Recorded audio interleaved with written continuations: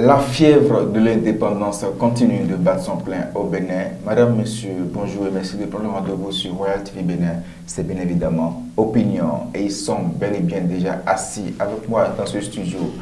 Eric Kouchikor, un habitué. Eric Kouchikor, bonjour. Bonjour Enoch. Avec lui sur ce plateau, un sportif dont on ne parlera pas de trop. Michel Essepayon, il est communicateur. Michel, bonjour. Bonjour Enoch. Merci d'avoir accepté notre invitation. Tout le plaisir est pour nous de nous retrouver dans vos locaux. Merci beaucoup. Alors, sans plus tarder, nous allons parler de cette fête de l'indépendance, mais avant, la synthèse des unes de cette semaine suivante.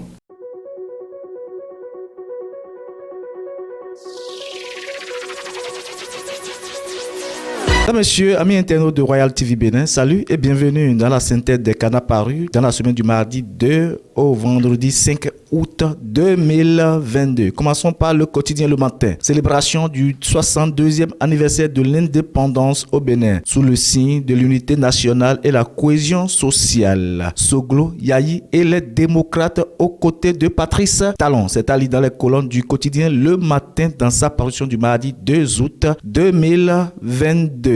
Affaire Thiès DS.com. Affaire Thiès DS.com. Ce qu'il faut retenir après l'enquête. C'est à lire dans les colonnes du quotidien Le Béninois libéré de Aboubakar Takou dans sa parution du mardi 2 août 2022. Mercredi 3 août 2022. Nord-Sud quotidien. Égalité femmes-hommes. Dandy Yamou aborde l'évolution ces 32 dernières années. C'est à lire dans les colonnes du quotidien Nord-Sud quotidien dans sa parution du mercredi 3 août 2022. Mercredi 3 août 2022 toujours. Le quotidien Le Territorial, spécial nuit de l'indépendance dans les 12 départements du Bénin. Instance, moment d'émotion et de fierté nationale. Mention spéciale pour le gouvernement. C'est allé dans les colonnes du quotidien Le Territorial de Prince Germain Dimido dans sa parution du mercredi 3 août 2022. L'actualité à présent. Célébration du 62e anniversaire de l'indépendance au Bénin. Wenceslas appoint Woto salue le leadership du président Patrice Talon. C'est allé dans les colonnes du quotidien L'actualité. Jeudi 14 août 2022, le leader du jour, assainissement du milieu des chefferies traditionnelles, assainissement du milieu des chefferies traditionnelles dans la vallée de l'Ouémé. Sa Majesté Sion engage des actions fortes avec le président des Vaudounes d'Adjoum. C'est Ali dans les colonnes du quotidien, le leader du jour de Olivier Renaud dans sa parution du jeudi 4 août 2022. Le télégramme à présent, 62e anniversaire d'indépendance du Bénin. La publication de la liste des prisonniers graciés en téléchargement. C'est allé dans les colonnes du quotidien Le Télégramme dans sa parution du jeudi 4 août 2022. Législative de 2023 dans la 8e circonscription électorale. Hatidi Badamassi en chute libre. C'est allé toujours dans les colonnes du quotidien Le Télégramme dans sa parution du jeudi 4 août 2022. Vendredi 5 août 2022. La primaire de Adama Ouettenon. Détermination et fixation des centres de vote au Bénin. Le législateur engage le processus de toilettage de la loi numéro 2013-9. Le vote prévu pour le mardi prochain. C'est allé dans les colonnes du quotidien La primaire de Adama Ouettenon dans sa parution du vendredi 5 août 2022. First Info pour finir. Spectacle de danse contemporaine et urbaine. Le gouvernement rend hommage à Germaine Akayi. C'est à lire dans les colonnes du quotidien First Info dans sa parution du vendredi 5 août 2022. Madame, Monsieur, amis internautes de Royal TV Bénin, c'est la fin de la synthèse des journaux parus dans la semaine du mardi 2 au vendredi 5 août 2022. Merci de l'avoir suivi et à vendredi prochain. Merci de l'avoir suivi et à vendredi prochain pour un nouveau numéro.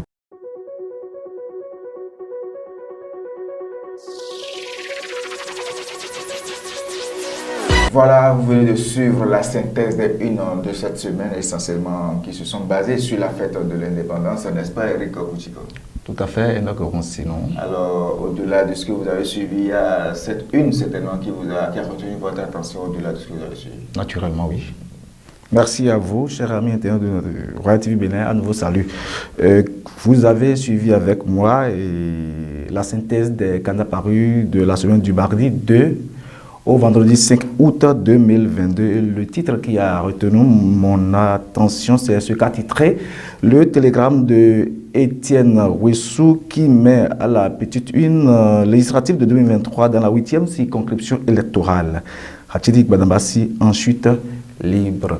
Alors, quand on prend ce titre-là, vous savez avec moi que ces derniers temps, il y a les rumeurs qui circulent que l'homme fort de la 8e circonscription électorale ne sera plus sur la liste. Et lui-même il est monté au créneau dernièrement pour dire que si éventuellement sa formation politique, il appartient au BR, faut-il le rappeler, que si le BR sujet ne plus le mettre sur la liste, il est prêt à prendre sa retraite politique. D'abord, il faut louer le courage de l'homme. Hatchidik Badambassi, il est à l'Assemblée depuis des mandatures.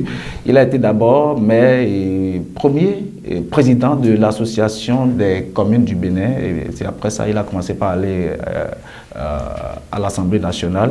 L'homme se prépare déjà psychologiquement. Si éventuellement, demain, sinon je dis demain, quand la liste sera prête et il ne se retrouve pas sur cette liste-là, il s'est déjà préparé psychologiquement. Donc c'est un peu ça, je loue son courage parce qu'il veut quitter les choses peut-être avant que les choses ne le quittent. Toutefois, rien n'est encore précis. Justement, il faut l'avouer. Les joueurs, assez de surprises. Des surprises, Michel et Sépaillon, vous allez vous prêter aussi à cet exercice. Bon, je vais très rapidement me prononcer sur le sujet concernant Hatchidik Badambassi pour dire que, bon, quand certains disent que l'homme est déjà en train de se préparer psychologiquement, moi je me dis, bon, c'est peut-être une stratégie politique et c'est peut-être une manière, comme on le connaît, comme tout bon politicien, une manière de montrer qu'il n'est candidat à rien, qu'il veut publier un nouveau mandat, même si intérieurement il a envie de vivre encore cette fièvre au niveau de l'Assemblée nationale. Donc pour moi, bon, je n'apporte pas encore du crédit à cette interrogation et comme le disent les Anglais, wait and see, en son temps, on fera une opinion beaucoup plus, je dirais, claire. D'ici 3 mois et demi ou plus tard. Voilà. Alors, il n'y a pas eu une essentiellement que vous avez retenue? Il y a la primeur qui a retenu mon attention, la primeur du jeudi, qui a retenu mon attention, qui a titré à la manchette qu'au niveau qu'il y a eu des vagues d'adhésion au parti UPA IFAI. Et donc, IFAI qui quand même est réputé comme étant un fief du PRD. Et donc, le journal titre à la manchette « Le PRD en perte d'équilibre dans le plateau ».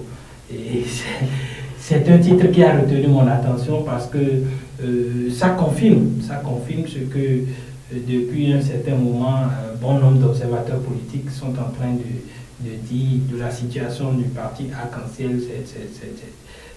C'est connu de tous que le PRD est en perte de vitesse. La dégringolade continue pour ce parti-là. Et moi, je doute très fort à travers quand même ce titre qui a retenu mon attention de la remontada. Parce que quand on parle de l'OME, on parle du plateau et ce sont les bastions du PRD. Quand le PRD n'emmagasine pas le grand nombre d'électeurs au niveau de ces deux départements et une partie de Cotonou à Papa, je crois que les carottes seront totalement cuites pour ce parti-là, surtout que la nouvelle donne impose 10% à tout parti politique qui participe à une élection. Donc voilà ce qui a retenu. Merci à vous, Michel et Sépaillon. Merci à vous également, Eric Koutikov. Vous avez réalisé cette synthèse des une de cette semaine. Merci à vous. Maintenant, place au décryptage, bien évidemment, après ceci.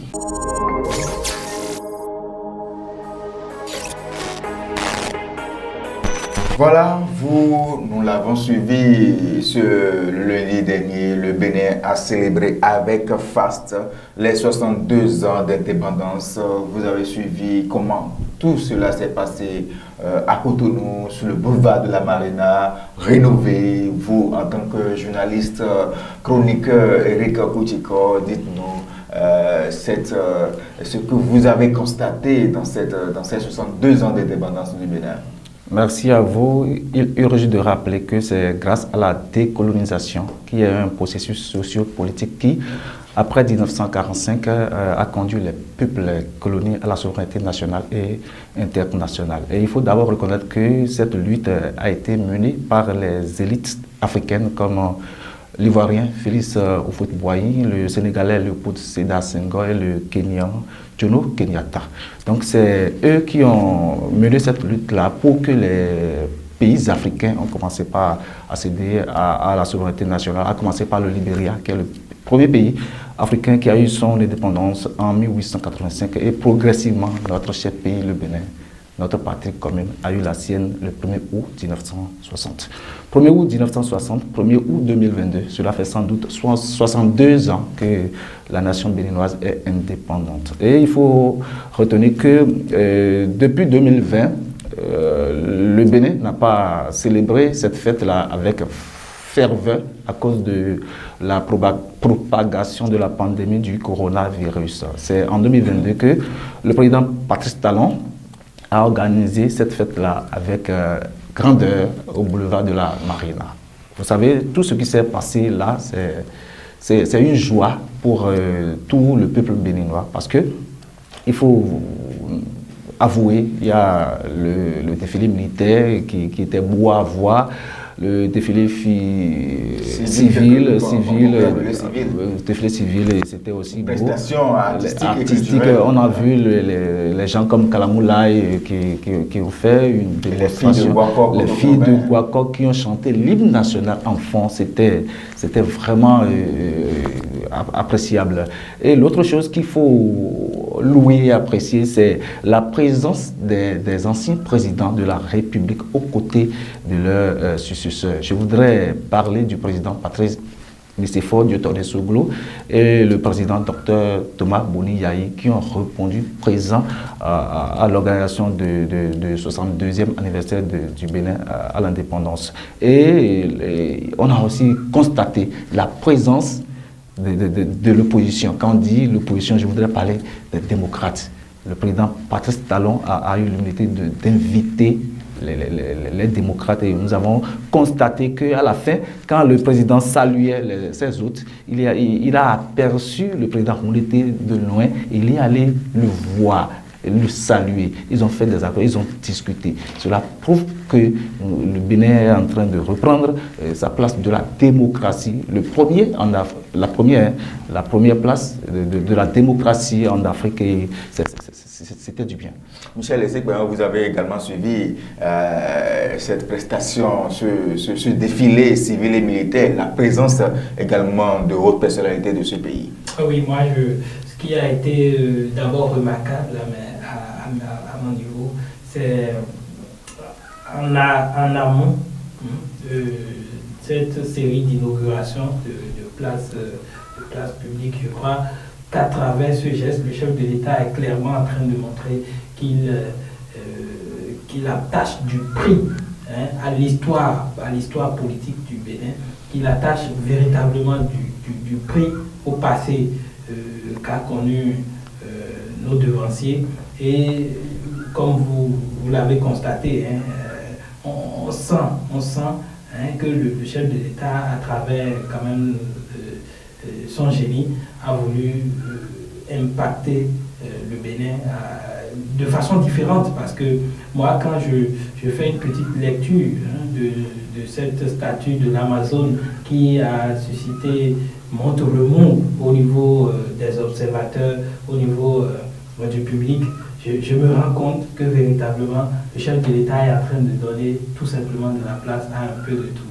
Maintenant, revenons sur le 1er août, sur cette célébration. Franchement, de mémoire d'homme, je je vais dire, si vous permettez l'expression, on constate qu'il y a eu une avancée, une certaine avancée. C'est que depuis, quand on suit devant les écrans de télévision, on se rend compte que le Cotonou est en train de changer, de se métamorphoser. Et à travers cette métamorphose, on se rend compte que c'est tout le Bénin qui véritablement est en train d'avancer. Et c'est la première leçon que moi je retiens de la célébration du 1er août. Maintenant, ensuite, c'est ce riche tableau culturel que le chef de l'État a offert à ses hôtes. Et franchement, moi j'en étais séduit, surtout avec l'hymne national des filles de Guaco, comme l'a dit Eric Koutikor, où il y a eu cette partie-là qui a attiré l'attention de tout le monde, même qui a une partie de la chanson qui a arraché le grand sourire qu'on n'a jamais vu. Le large sourire au chef de l'État depuis 2016. C'est l'une des toutes premières fois qu'on voit le chef de l'État sourire avec éclat, vraiment, sans réserve. Oui, et sans réserve. On dirait que le chef de l'État attendait que les filles là disent que sont sur la toton, on dit waouh. Non, c'était les filles à Gaudier. Voilà, je remercie beaucoup pour les filles à Gaudier. Et à ne pas confondre avec les filles du Sud. Merci beaucoup Enoch pour cette précision. Donc franchement, c'était un riche tableau culturel. Et au-delà, on sent une certaine organisation au niveau de la bien faite, franchement. Et vous voyez quand comment je vais dire, la cadence entre les chansons et les pas qui ont été exécutés, on se demande si c'est véritablement au Bénin que cela se passe. On constate également qu'au niveau de l'équipement, l'armée a acquéri de nouveaux équipements, et je crois que tout ça là, c'est à l'actif du gouvernement. Comme le dirait l'autre, quand l'habit de l'ennemi le ciel, il faut avoir l'honnêteté intellectuelle de le lui reconnaître. Parce qu'il y a eu des avancées et on ne peut que souhaiter que cela nous continue dans ce sens et que cela impacte tous les secteurs de la vie économique, je voulais dire de la vie humaine, vous m'excusez, tous les secteurs de la vie humaine, et ce ne serait que réussite pour le mandat de Patrice Talon. Et au-delà de cela, on a vu les anciens présidents, Boni Yayi, Nicéphore Soglo, et bien évidemment Eric Ngete, qui a accepté cette invitation du gouvernement à assister au défilé militaire. Est-ce que cela ne note pas d'une décrispation de tout ce concert? Bon, tout de suite, on ne peut pas parler de décrispation. Je vais y arriver. Mais je constate qu'il y a eu déjà des pas qui ont été posés avant l'invitation à la cérémonie officielle de ces personnalités-là, puisque le président Patrice Talon a reçu en audience les anciens présidents, notamment le président Soglo, le président Boni Yayi. Il y a eu des discussions et quelques jours après la visite du président Boni Yayi au palais, on a appris que c'est sur proposition du président Talon qui s'est retrouvé médiateur au niveau de la Guinée-Conakry. Je crois que, bon, ce sont des signes avant-coureurs d'une décrispation de la crise socio-politique qui a secoué le Bénin depuis quelques années. Et bon, moi je me dis, Eric Ngete, il n'a pas le choix. Il n'a pas le choix. Il ne peut pas faire autre chose que de recevoir ou je dirais d'accepter cette invitation. Parce que le chef de l'État l'a dit publiquement à maintes reprises que désormais, bon, tout va bien se passer. Surtout que les démocrates ont déjà fait les formalités idoines concernant la participation aux élections au Bénin. Je crois que bon, le problème ne devrait plus se poser. Et donc, c'est de bon augure, tout simplement. Mais moi, comme j'ai l'habitude de le dire, en politique, il faut savoir faire très attention. En politique, il ne faut pas très vite se réjouir des pas qui sont posés par les hommes politiques. Il faut prendre du recul, il faut véritablement être dubitatif à un moment donné pour laisser le temps confirmer ou infirmer si les actes qui ont été posés par ces politiciens-là sont réellement des actes de bonne intention ou de mauvaise intention. Éric Kouchiko, que restera-t-il au Bénin pour finir complètement avec cette crise qui est restée un peu dans nos mémoires? Pour finir avec cette crise-là, il faut une assise nationale, en principe. Et vous rejoignez les démocrates? En fait, ce n'est pas que je les rejoins, mais c'est ce que le peuple béninois veut, en fait. Il faut une assise nationale pour que... C'est ce que vous voulez? C'est ce que je veux et c'est ce que la nation béninoise veut. Et il faut c'est comme ce qui s'est passé le 11 décembre, est-ce que c'est en décembre 90, voilà la conférence. Donc il faut une assise comme ça au Bénin à l'heure où nous sommes pour que... Est-ce que actuellement nous en avons besoin? Si déjà il y a mal compréhension entre le chef d'État et certains. Voilà, vous venez bien de le dire, c'est entre le chef de l'État et certaines personnes. Donc, est-ce qu'on peut dire, parce qu'il y a mal compréhension au niveau de deux personnes qu'il faut aller au Non, en fait, pas deux personnes. C'est pas parce que. Non, je ne dis pas deux personnes. C'est pas parce qu'aujourd'hui. Au niveau de la classe politique. C'est pas parce que. Ça se répercute sur la population. C'est ça. C'est pas parce que le président a déjà reçu, Boni Yahi a déjà reçu Nicéphore Soglo que la classe politique est déjà apaisée. Non, certainement, bientôt, il va recevoir Éric Ndouté aussi. Ce sera fini? Non, mais ce ne sera pas fini. Ce ne sera pas fini? Non. Ce ne sera pas fini? Je préconise. Et bon, je sais que le chef du gouvernement, le chef de l'État est suffisamment outillé.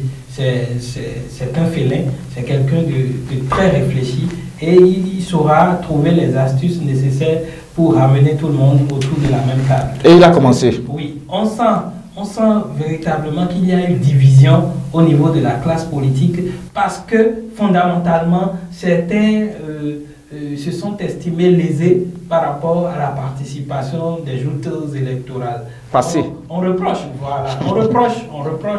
de façon ouverte, beaucoup reprochent au chef de l'État le fait d'avoir cautionné la mise en place d'une Assemblée nationale monocolore. Et je crois que... C'est entre griffes, hein?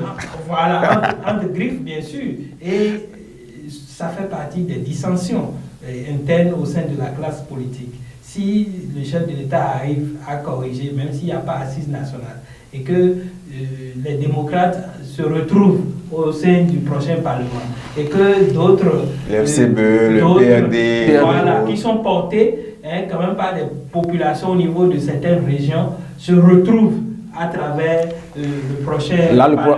Le problème sera réglé. Le problème sera réglé. Sans assise nationale. Et c'est pourquoi je dis que le chef de l'État, étant suffisamment futé, étant un véritable félin, va trouver, je crois, les astuces pour réparer.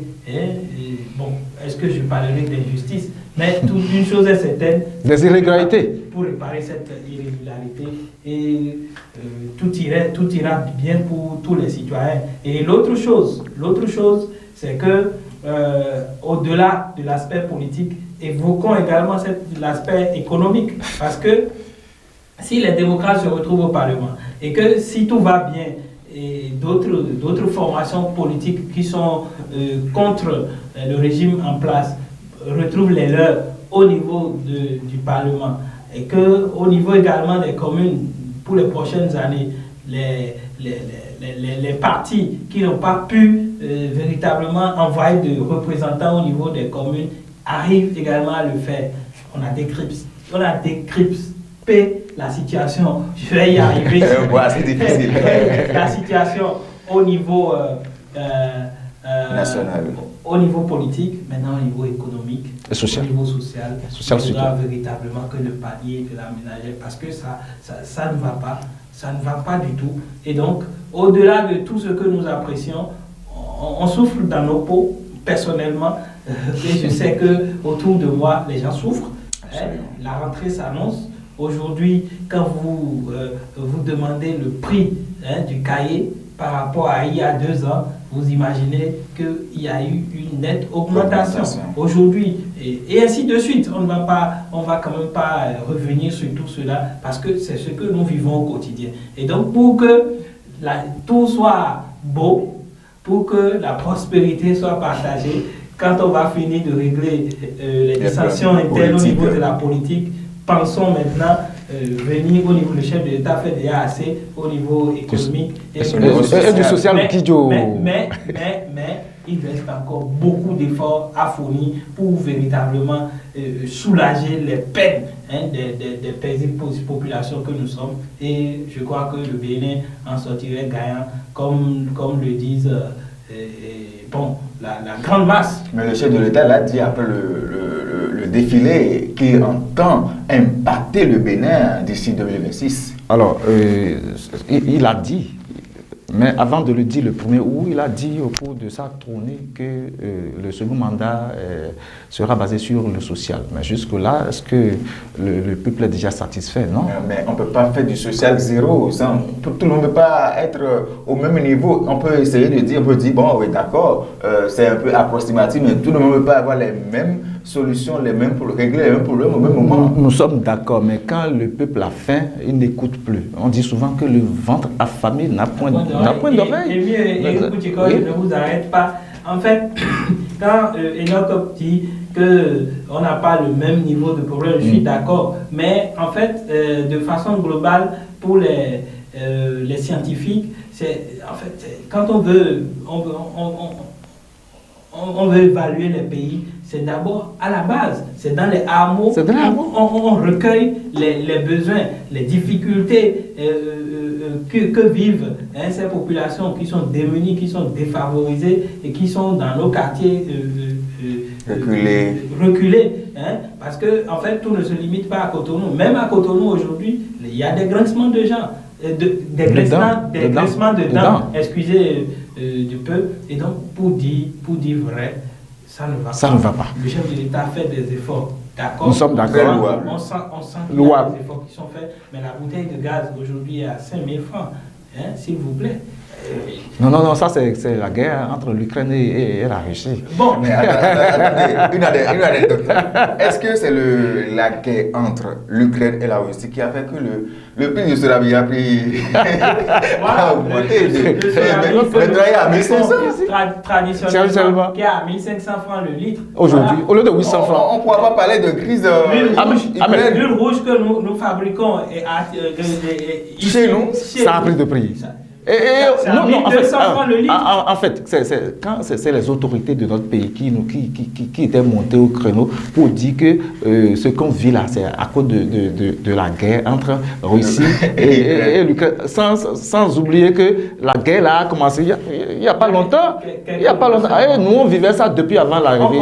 On concède tout cela aux autorités, mais moi je pense que ceux qui vivent la réalité, nous qui sommes à la base et qui sommes aux côtés je ne suis pas acteur politique bien sûr, mais nous qui sommes tu es un béninois? Voilà, tu es un citoyen? aux côtés de nos enfants, aux côtés de nos familles, on ressent les difficultés, qu'on sent que ça ne va pas. Ça ne va pas, il faut l'avouer. L'huile d'arachide, le litre est à 1300, 1400, 1500 francs par endroit, alors que ça se fabrique chez nous au Bénin. Ce n'est pas exporté.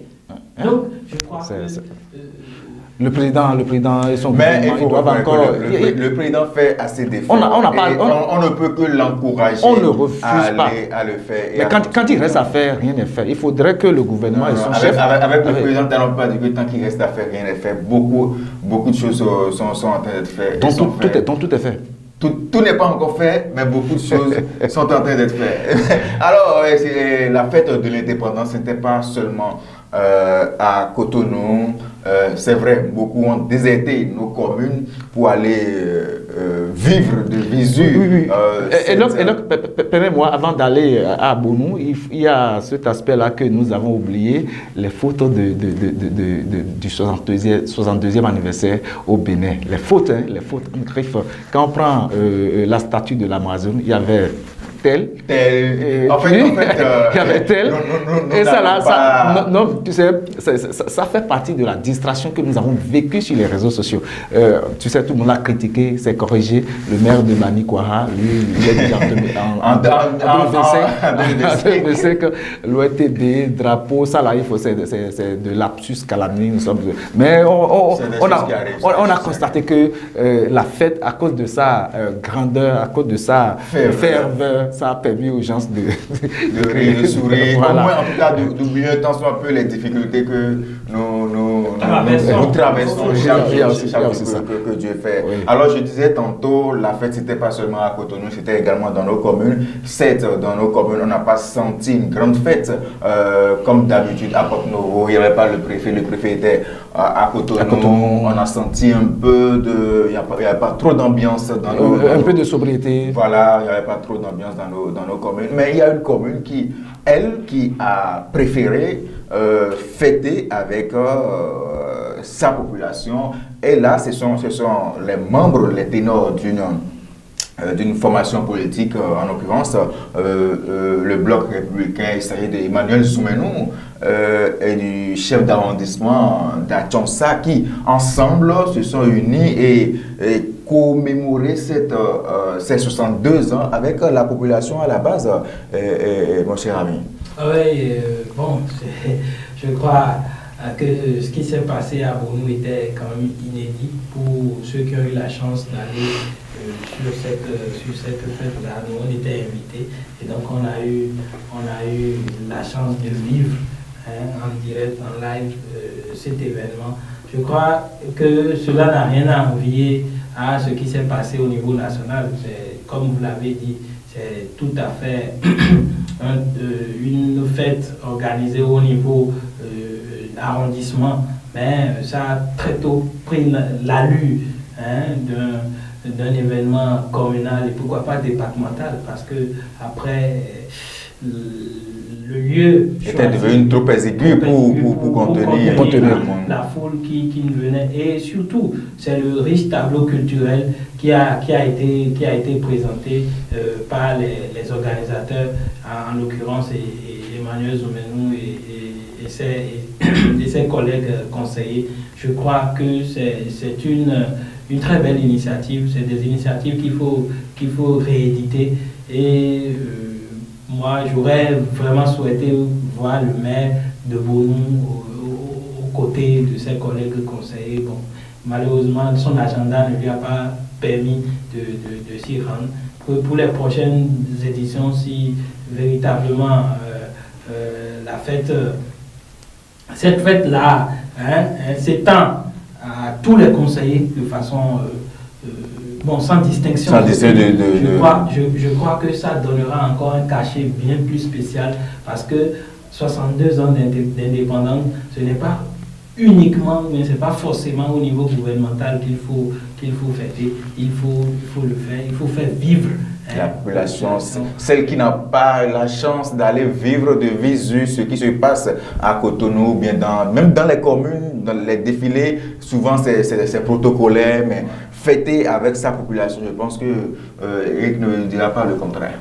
Je voudrais d'abord saluer le maire honoraire de Bonou, Emmanuel Soumenou, pour cette initiative qu'il a prise. J'étais sur les lieux et je me suis dit, mais pourquoi organiser ça? Parce que c'était inédit. Et puis, s'il a pensé organiser cette fête pour ses mandants, c'est à dessein, parce que, vous savez, c'est un politicien.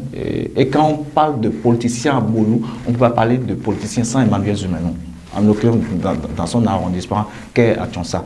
Donc, il a bien vu, il a bien pensé d'offrir cette fête-là avec ce tableau artistique à sa base politique, parce qu'il faut dire que c'est la population des 5 arrondissements que compte la commune de Bonou qui est présente le jour-là. Je me suis dit, lui-même, il était dépassé par ce qu'il a prévu, parce que, comme l'a dit Michel tout à l'heure, le lieu prévu pour abriter l'événement est devenu, il y a quelques heures, exigu pour contenir tout le monde qui est là. Nous avons vu la présence des élus des autres communes, des communes sœurs de Bonou, les élus de la commune de Adjoumou. Il y a le maire qui était là avec une délégation d'élus. Nous avons aussi constaté la présence des élus de la commune d'Avrancourt. Donc, outre la population de Bonou, Emmanuel a fait aussi déplacer les autres élus. Il y a aussi, ne l'oublions pas, il y a aussi la présence de l'honorable Benou sur les lieux, et puis c'était bien. Emmanuel Zoumenou, quand des gens qui ne le maîtrisent pas, ou bien des gens qui ne connaissent pas la politique peuvent dire, mais pourquoi lui il a fait ça? C'est un stratège fin, Emmanuel Zoumenou. C'est quelqu'un, même sans cette fête-là, il connaît porte par porte, chambre par chambre de Bonou. Et lui, il n'attend pas les élections. Sinon, normalement, il devait attendre la veille des élections pour organiser quelque chose. Et ce ne serait pas à l'occasion de 62e anniversaire du Bénin à la souveraineté nationale. Mais il a préféré revivre de bonnes ambiances avec sa base politique, avec les populations de Bonou. Ce n'était pas seulement les gens de l'UP qui...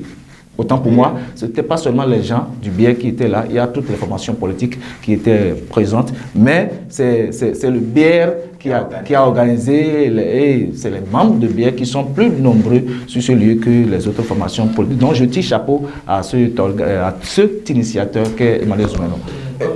Oui. Comme le disait Eric Kouchiko, en fait, Emmanuel Zoumenou, beaucoup ne le connaissent pas, et pour l'avoir côtoyé, je puis vous dire que c'est un monsieur totalement différent. Beaucoup de l'extérieur lui prêtent des intentions, puisque à travers cette fête, beaucoup se disaient, bon, voilà une occasion, il veut faire de la politique, il veut faire... Mais il n'y avait pas eu de politique. Il y avait surtout la présentation des tableaux culturels et artistiques. Il y avait plein d'artistes. L'équipe de Royal TV était là. Et c'était beaucoup plus la fête. Il y a eu peu de discours. Et pour quelqu'un qui connaît un peu la classe politique, si l'événement était destiné à de la politique, par exemple, le maire d'Adjoumou n'a pas parlé. Il n'a fait aucun discours. Voilà. Parce que c'était pas politique. Les délégations de Missérété, les délégations d'Avrancourt, comme même le DC, cabinet du ministre de la Justice. Du ministre de la Justice, le DC, Michel Adiaka, n'a même pas parlé. Donc, il y avait l'artiste Alevi et toute cette panoplie d'artistes qui ont été invités. Et donc, je dis vraiment, je tire un coup de chapeau à l'organisateur principal et à tous ceux qui ont cru en lui et l'ont soutenu dans cet événement-là. Et je souhaiterais que les autres communes emboîtent le pas à ce monsieur-là, parce qu'il aurait pu rester chez lui. Et inviter quelques de ses amis. Quelques-uns de ses amis pour fêter. Mais quand on dit la souveraineté nationale, c'est une fête nationale. Pourquoi ne pas donner la chance aux populations d'Adjonsa, de Bonou et de toute la vallée de Lomé? Moi, les gens ont quitté Dambo, tout le monde voulait aller voir Lévi, ceux qui ne l'ont jamais vu. C'était une occasion. Donc franchement... N'est-ce pas de telles initiatives qu'il faut encourager? Parce que n'est-ce pas ce que veut la population à la base? Vous êtes politique, vous êtes en train de faire votre politique, mais ayez un peu de temps et restez avec nous. C'est ce que veut la population. C'est justement ce que je disais. En fait, il n'y a pas eu de distinction entre militants BR, militants UP, militants FCB, militants démocrates. C'était une fête et les artistes égayaient tout le monde. Et je crois que ça a permis aux femmes, à nos femmes qui étaient nombreuses, ça leur a permis de s'épanouir, de ne pas tout le temps rester dans les 4 murs du foyer pour préparer aux enfants, préparer à papa, pour être, disons, tout le temps sur le chemin du champ. ça a été une occasion pour ces d'épanouissement. femmes-là de s'épanouir. Vous les avez vus, rire aux éclats, manifester toute leur joie à travers les chansons et les sonorités traditionnelles. La démonstration des Anguito, par exemple, tout ça, je crois que franchement, c'était l'apothéose. Et comme vous l'avez dit, il faut rééditer de ces gens pour permettre à nos populations qui vivent dans des milieux reculés de toucher du doigt. La population n'est pas seulement là pour bon, c'est quand il s'agira d'aller voter, on vient vers cette population. Il faut avoir un peu de temps pour cette population, n'est-ce pas? C'est ce qu'a compris le maire, l'ex-maire de la commune de Bonou, Emmanuel Zoumenou, et il a dit non, il ne faut pas attendre justement la veille des élections pour aller vers la base politique, pour aller vers ces populations de la commune de Bonou. Donc il a pensé leur donner la joie dans leur cœur, il a pensé leur offrir, n'est-ce pas, cet événement combien chaleureux. Donc, je tiens à le remercier pour ça parce que c'était un bon événement, c'était beau et je voudrais l'inviter à pérenniser cet événement-là. Et je voudrais passer par l'occasion pour inviter les autres communes et leurs maires de penser à organiser des initiatives pour gagner la population. Mais ce n'était pas seulement des prestations artistiques et autres. La population présente a également mangé et bu. Franchement, tout le monde était satisfait. De telles initiatives sont vraiment à encourager, à pérenniser. Félicitations à Emmanuel Zoumenou et toute son équipe qui ont pu déplacer d'éminentes personnalités vers Bonou. À Tchonsa plus précisément. Merci beaucoup à vous, Eric Kouchiko. C'est moi. Merci à vous, à Michel Epagnon. Nous allons poursuivre cette opinion de ce premier vendredi du mois d'août, tout juste après ceci. Merci.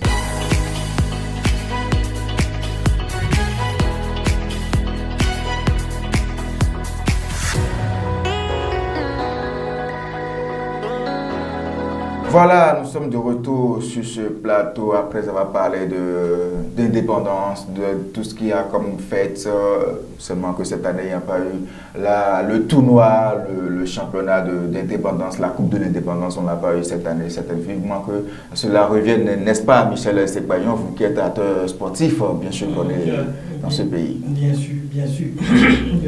Excusez,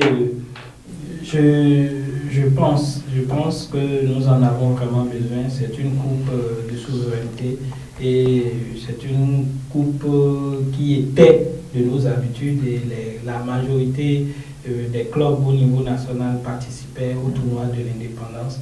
Et à un moment donné, ça s'est étendu vers les départements et c'était les ligues départementales qui directement jouaient des compétitions entre elles et les deux vainqueurs, ou je dirais les deux finalistes, se retrouvaient le 1er août devant le chef de l'État.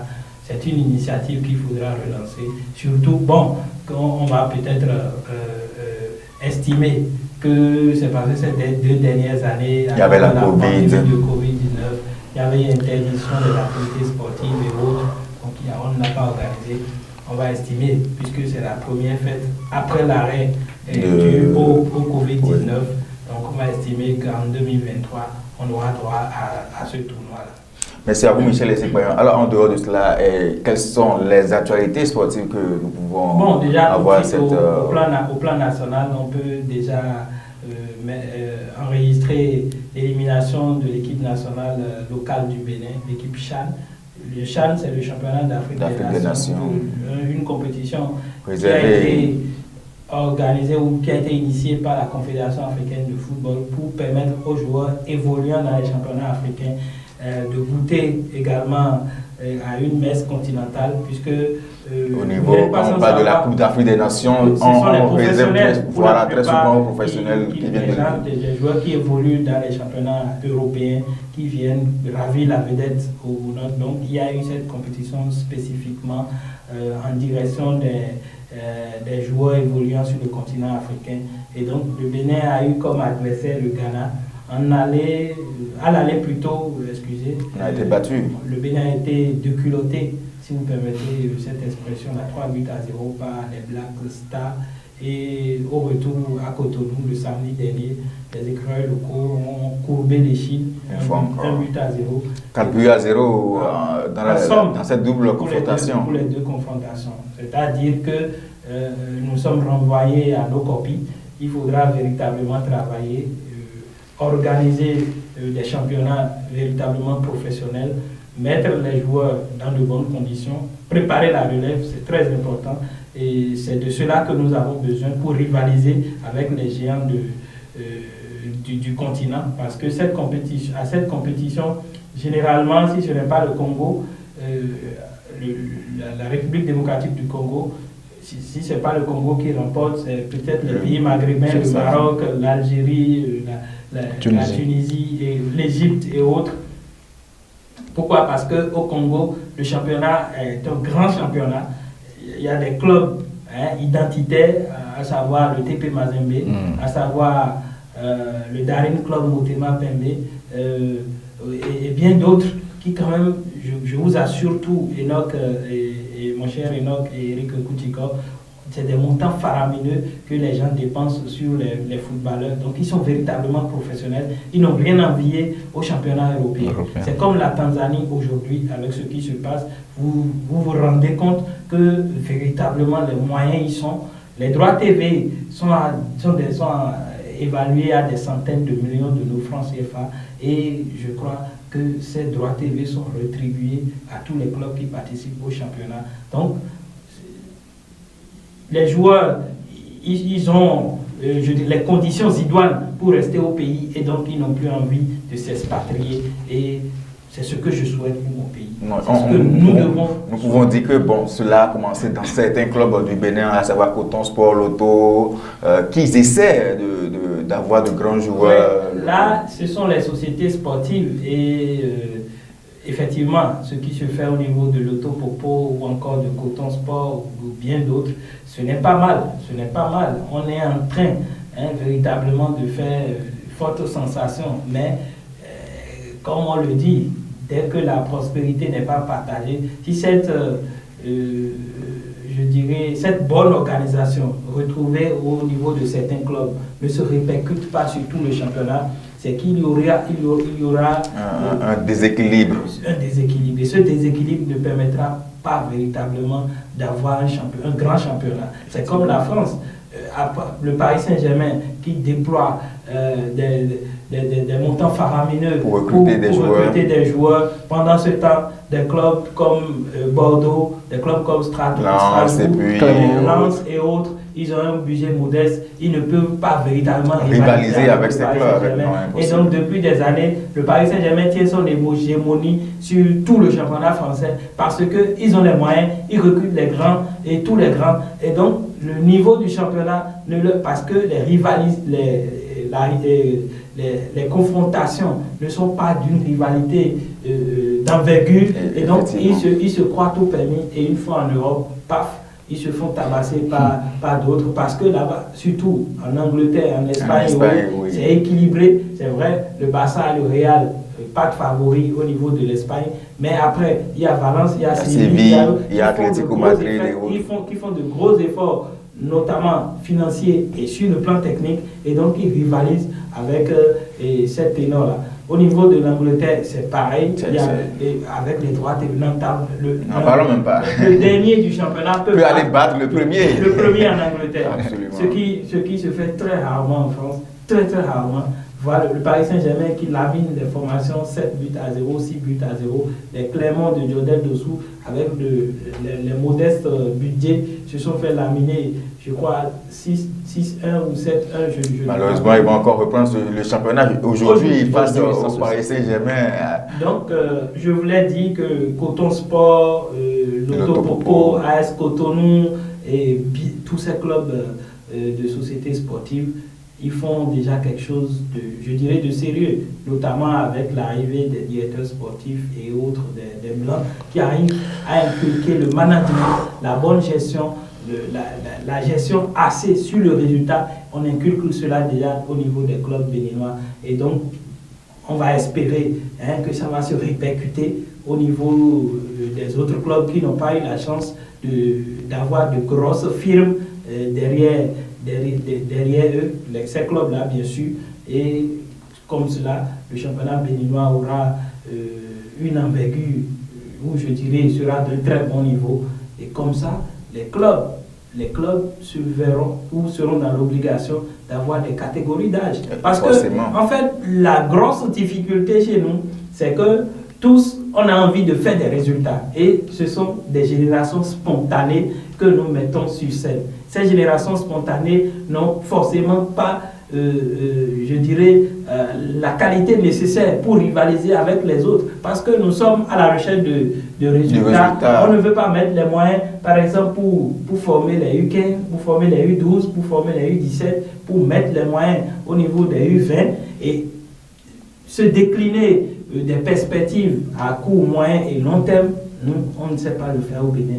On a l'habitude de ramasser et quand on ramasse, on met les moyens et quand les résultats ne tombent pas, on renvoie les entraîneurs, on renvoie tout le staff et on continue le cycle et c'est ce à quoi le football béninois est fait. Merci à vous, Michel Essekbayon. Vous êtes communicateur et pour informer nos amis téléspectateurs et internautes. Vous savez déjà, aujourd'hui démarre le championnat français, anglais et puis espagnol. Eric, non, en Espagne, c'est dans une semaine, le 13. Eric Kouchiko, un programme que nos amis parieurs vont commencer par suivre. À partir d'aujourd'hui, suivez mon regard. Les coupons sont déjà prêts. Merci à vous. C'est l'opinion de ce premier vendredi du mois d'août. C'est déjà fini. Merci à vous, Eric Kouchiko. Merci à vous, Michel Essekbayon, communicateur. Eric Kouchiko est le rédacteur en chef de Royal TV Bénin. Merci à vous. Merci à toute l'équipe de Royal TV Bénin. Merci à vous tous qui nous suivez d'un peu partout. Merci. Rendez-vous vendredi prochain, si Dieu le veut.